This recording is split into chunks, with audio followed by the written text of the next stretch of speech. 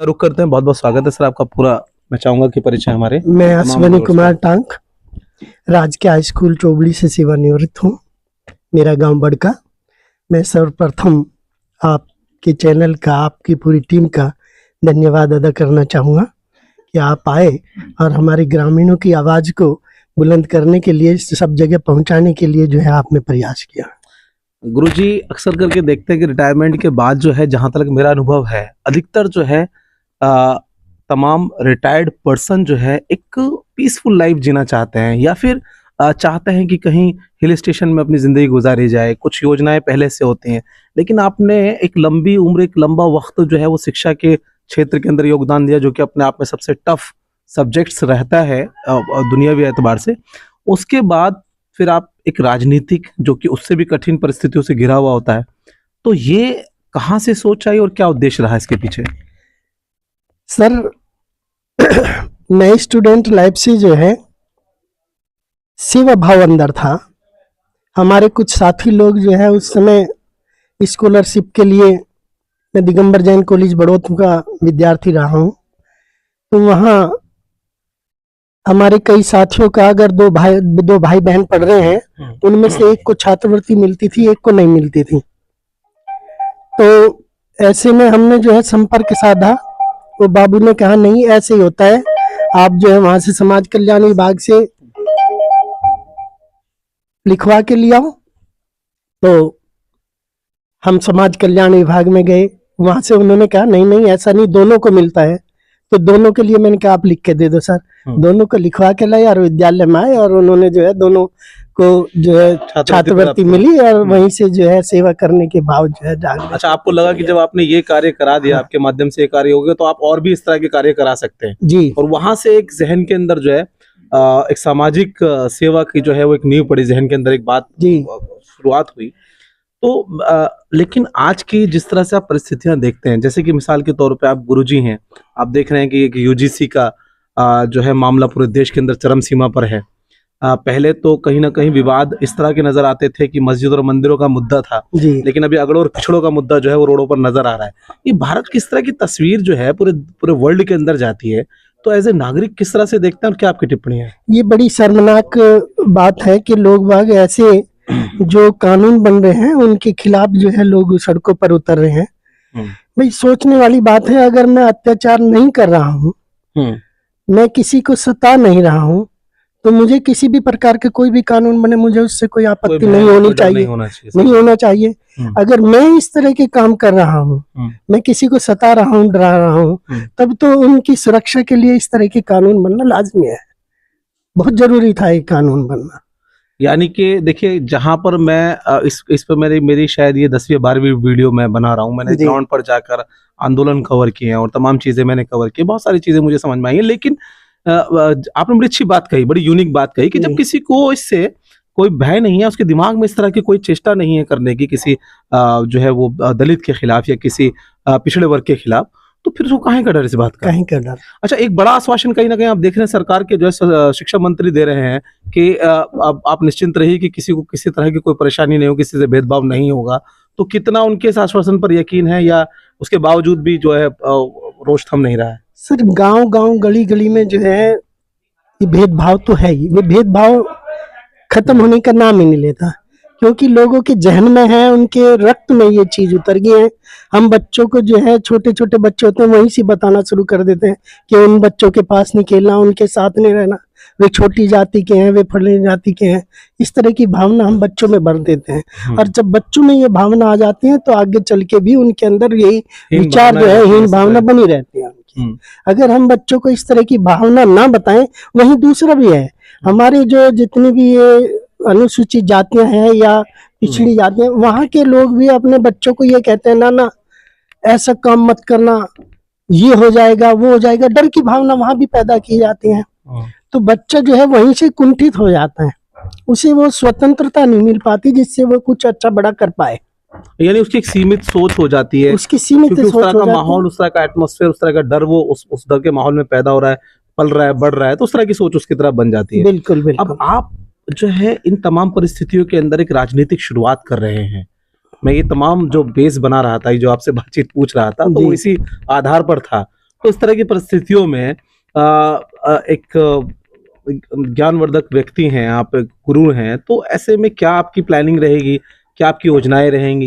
ये ईश्वर आपको लंबी आयु दे, बचे हुए वक्त के अंदर कैसे यूटिलाइज करेंगे, क्या क्या प्लानिंग है? मैंने भाई साहब जो आरएलडी को ज्वाइन किया है, मेरे पिताजी मेरे दादाजी भी सब आरएलडी से जुड़े रहे हैं और मैं वहीं से सोच जो है मैं सुनता रहता था कि किस तरह से जो है आरएलडी के लोग हम लोगों को जो है सपोर्ट करते हैं। कुछ लोग हैं जिनके अंदर यहाँ भी जो है कुछ भावना इस तरह से रहती है, जैसा जाट लोग हैं ज्यादातर आरएलडी में है, तो बहुत अच्छे लोग भी हैं और कुछ की जो है ऐसी मानसिकता भी है वे अपने अंदर रखते होंगे, वो नहीं आगे बढ़ने देना चाहते। जैसा चौधरी साहब, बड़े चौधरी साहब थे चरण सिंह जी, उनके यहाँ जो सफाई कर्मी थे वो जो है वो जो उनके यहाँ खाना बनाते थे वो सफाई कर्मी थे। अच्छा, हाँ जी, उनके हाथ का खाना खाते थे, उन्हें कोई तकलीफ नहीं? खाना बनाते थे, उनकी रसोई में खाना बनाते थे। तो वहीं से जो है पता चलता है कि रोकना चाहूंगा, देखिए ये एक बहुत बड़ी बात निकल कर आ रही है और हमारे लिए भी नहीं है और आपके लिए भी नहीं है कि जो स्वर्गवासी पूर्व प्रधानमंत्री चौधरी चरण सिंह जी जो थे, उनके यहाँ जो सफाई कर्मी थे वो उनके रसोइये भी थे, उनके खाना बनाते थे। तो देखिए ये जब हम ग्राउंड पर निकलते हैं, दिल्ली से सैकड़ों किलोमीटर का सफर तय करते हैं, तब इस तरह की खास चीजें कहीं ना कहीं से निकल कर आती जो शायद कहीं ना कहीं नहीं होती है और बड़ी इंपॉर्टेंट भी होती है। अगर देश का प्रधानमंत्री एक सफाई कर्मचारी का रसोइया हो सकता है देश के प्रधानमंत्री का, तो क्या जो छोटे मोटे बिजनेसमैन हैं या जो छोटे मोटे कारोबारी हैं या जो छोटे मोटे लोग हैं, अब मैं उन्हें छोटा मोटा ही कहूंगा क्योंकि हर कोई अपनी अपनी मेहनत से खुद खा कमा रहा है, तो क्या वो उनको बराबरी का दर्जा नहीं दे सकते? क्या हिंदुस्तान की तस्वीर अच्छी नहीं हो सकती? ये खास इंटरव्यू लगातार जारी रहेगा। तो आपने बड़ी अच्छी बात कही सर, एक बड़े अच्छे आपने बात बताई भी देशवासियों को जी। चौधरी साहब बहुत सिद्धांतवादी व्यक्ति थे। एक बार वे किसी नेता के यहाँ जो है उनके पिताजी एक्सपायर हो गए थे, वो उनकी 13वीं में वहां गए और 13वीं में जो मूर्ति लगी थी उसके माल्यार्पण हो रखा था, फूल रखे थे, फूल चढ़ाने थे, चौधरी साहब ने नहीं चढ़ाए। उन्होंने कहा कि मैं आर्य समाजी हूँ और आर्य समाजी जो है मूर्ति पूजा में विश्वास नहीं करता। ऐसा चौधरी साहब ने जो है उस समय इस तरह का कहा। अच्छा, तो चौधरी साहब सिद्धांतों के व्यक्ति थे। इसी तरह से जो हमारे अजीत सिंह जी थे, वे भी सबको साथ लेकर चलने वाले व्यक्ति थे। और आज जयंती जी की तो बात पूछिए मत, जिस दिन हम गए उन्होंने जो है मुझे गले से लगा लिया, अपने साथ अपनी कोली में ले लिया। जब उन्हें पता चला कि इस जाति से हैं, वाल्मीकि हैं, तो उन्होंने बड़े प्यार से जो है हमें लिया और कहा कि इन्हें जो है जो पढ़ी लिखी हमारी लॉबी है उसमें इन्हें जो है कुछ जिम्मेदारी दो। दैट इज द पॉइंट कि आरएलडी के साथ क्यों अक्सर सारा समाज जुड़ा हुआ है, क्योंकि वहां पर जो है तमाम चीजें भेदभाव से कहीं परे हटकर जो है सिर्फ देश की तरक्की को लेकर, क्षेत्र की तरक्की को लेकर ये देखते हैं कि स्थानीय व्यक्ति कितना जो है वो समझदार है, सूझबूझ रखता है, और ऐसे व्यक्ति को आगे बढ़ाना जो है हर पार्टी को चाहिए। अच्छा, लेकिन क्या जब से आरएलडी को कहा जाता है कि ये किसानों की पार्टी थी, जो है गरीब पिछड़ों की पार्टी थी, लेकिन अब वही पार्टी कहीं ना कहीं जो है वो बीजेपी में जाके सम्मिलित हो गई, तो उसके बाद से जो है कुछ लोगों में रोस्ट भी है, पार्टी के लोगों में विरोधाभास भी है, तो इससे क्या फर्क पड़ रहा है, क्या क्या जहन बन रहा है, क्या क्षेत्र के अंदर हालात है? इसके बारे में क्या कहा जा सकता है, हमारी पार्टी के जो हाईकमान है उनका निर्णय है, बाकी जितने कार्यकर्ता है उन्हें तो उनके पीछे काम करना है। पार्टी का तो मैं हाईकमान का निर्णय नहीं जाना, आप तो क्षेत्र के अंदर घूमते हैं, जी तो जी जी, हिसाब से क्या इम्पैक्ट पड़ा है मैं वो जानने की कोशिश कर रहा हूँ।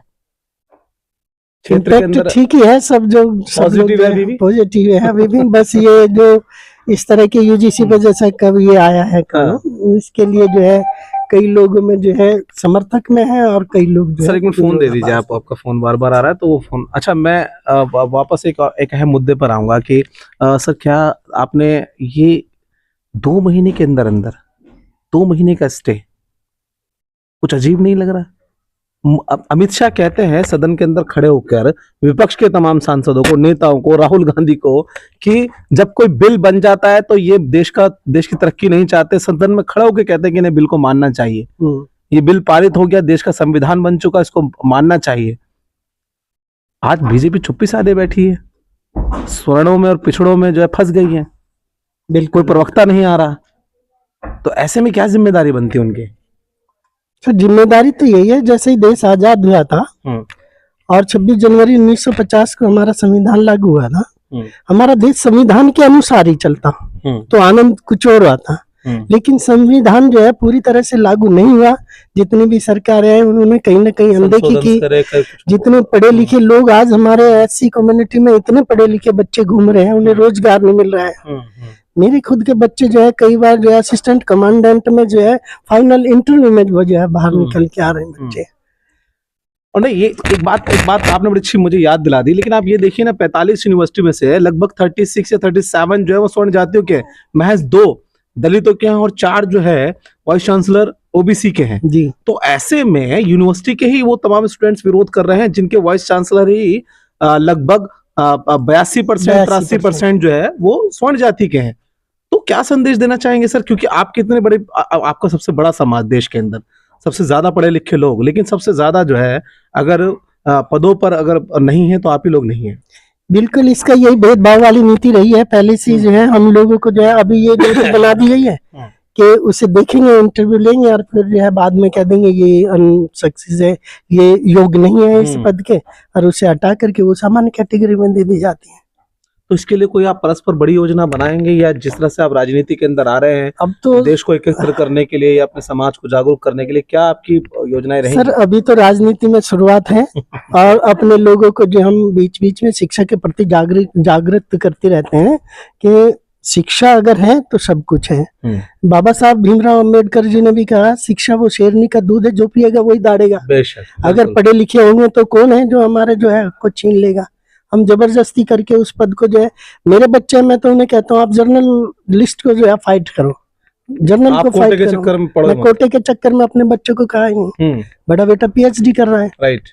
छोटा बेटा जो है लंदन में जो है वो एलएलएम कर रहा है, बहुत बढ़िया। बिटिया एमए है, वो भी तैयारी कर रही है, दे रहे हैं, एग्जाम दे रहे हैं बच्चे। तो चलिए, क्या संदेश देना चाहेंगे? अब आखिरी मैसेज मैं चाहूंगा आपके क्षेत्र वासियों के लिए, क्योंकि तमाम आप देख रहे हैं काफी चैनल जो है आपके क्षेत्र के हमारे साथ। संदेश तो यही है सर, जैसा मैं उससे जुड़ा हुआ हूँ निरंकारी मिशन से, वेरी गुड, वो समानता को दर्शाता है। सब भाई भाई हैं, कोई एक दूसरे से भेदभाव नहीं करता। अगर हम पूरा समाज जो आपस में एक साथ मिलकर के रहेंगे, कोई छोटा ना हो कोई बड़ा ना हो, क्षमता मूलक समाज बनेगा, तो मेरा देश जो है वो उन्नति की ओर अग्रसर रहेगा। सर आपके व्यक्तित्व को देखते हुए, हालांकि मैं इंटरव्यू खत्म करने जा रहा था लेकिन मेरा मन नहीं भर रहा, और अचानक से एक सवाल और मैं चाहता हूं कि उसका जवाब आप दें कि अभी एक शर्मनाक घटना हुई है। एक बुजुर्ग, मुस्लिम बुजुर्ग जो है उत्तराखंड में, क्योंकि आपने मुझे बताया अभी ऑफ कैमरा कि आपका उत्तराखंड में 21 साल आपने सेवाएं दी हैं, तो क्या उस टाइम आपको ये उम्मीदें थी किस तरह की तस्वीर उत्तराखंड से आएंगे? जिस तरह की तस्वीर आई कि एक बुजुर्ग का सिर्फ बाबा का नाम उसके बोर्ड पर लिखा हुआ था, तो कुछ बजरंग दल के कार्यकर्ता वहां पहुंच जाते हैं और उस तरह के कृत्य करते हैं। ये तो गलत बातें हैं। अभी उस पे 25 दिसंबर की बात है, लोग चर्च के सामने जाकर के जो है हनुमान चालीसा पढ़ रहे हैं। अरे हनुमान चालीसा पढ़नी है तो मंदिर में बैठ करके, हनुमान के मंदिर में बैठ करके पढ़िए, आप अपने घर में बैठ करके पढ़िए। आप क्या दर्शाना चाहते हैं? या किस धर्म ने आपको इजाजत दे दी? किसने दे दी कि दूसरे धर्म को जाके आहत पहुंचाना? आप जो है किसी को जो है प्रताड़ित करें, वहाँ किसी की भावना को ठेस पहुंचाए। आपकी भावना को तो जरा जरा सी जो है बात पे जो है ठेस पहुंचाए। बाबा के लिखने से, जबकि वो बता रहे हैं कि भाई दरगाहों में भी जो है पीर बाबा का नाम होता है, ये किसी का कॉपीराइट नहीं है बाबा का, ये सभी के लिए है। तब कई सारी जातियों में बाबा कहते हैं, कोई प्यार से अपने बच्चों का नाम बाबा रख देता है। तो अगर कोई अपने बच्चों को बाबा बुलाएंगे तो क्या वहां भी बजरंग दल पहुंच जाएंगे कि तुमने अपने बच्चों को बाबा क्यों बुलाया? हाँ, ये गलत बात है। नहीं, अपना जहाँ भी है स्थान है वहीं जाकर के जो है इस तरह के पाठ जो है करने चाहिए। चलिए, बहुत बहुत धन्यवाद। तो देखिए, इस तरह के तमाम जो ग्राउंड पे लोग क्या सोचते हैं, क्या उनके मिशन है, क्या उनकी जहनियत है, क्या वो फ्यूचर में करना चाहते हैं, यही हमारे चैनल का उद्देश्य है कि हम तमाम जो है गोदी मीडिया के खिलाफ आपको वो ग्राउंड और वो सच्चाई लेकर आए जो अक्सर करके आपसे छुपाई जाती है। हमने बात की यूजीसी की, हमने बात की उत्तराखंड की, हमने बात की सामाजिक ताने-बाने की, और हमने बात की कि गुरुजी का आगे क्या भविष्य में उद्देश्य है। उम्मीद करता हूँ ये पॉडकास्ट आपको बेहद पसंद आया होगा और आप इसको एक एक मोबाइल तक जरूर पहुंचाएंगे। कैमरा पर्सन इमरान के साथ मैं फुरकान बड़ौत।